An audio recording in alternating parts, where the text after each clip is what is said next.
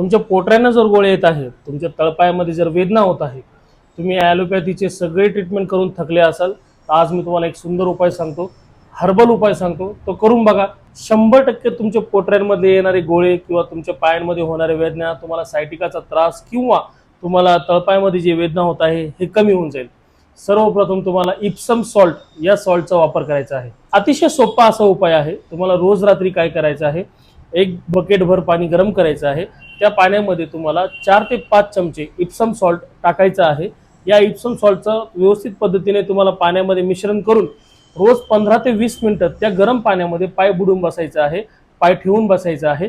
ज्या दिवशीपासून तुम्ही हे चालू करताल, खूप लवकर तुम्ही बघताल तुमचे तळपायाचे गोळे जातील, तुमच्या तळपायानं कधीही गोळे येणार नाही, तुमच्या पायांमध्ये वेदना खूप लवकर कमी होतील. सोबतच तुमच्या तळपायामध्ये जी आग आहे ही खूप लवकर कमी होईल. शुगरच्या पेशंटला तळपायातल्या आगीसाठी सर्वोत्तम उपाय आहे. सोबतच तुम्हाला जर झोप येत नसेल तर एकदम व्यवस्थित पद्धतीने झोप लागेल. जागरणचा प्रॉब्लेम तुमचा सॉल्व्ह होऊन जाईल.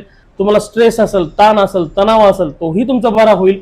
तुमच्या मसल्स रिलॅक्स होतील. अतिशय सुंदर उपाय आहे, करून बघा, नक्की आराम मिळेल. Epsom salt.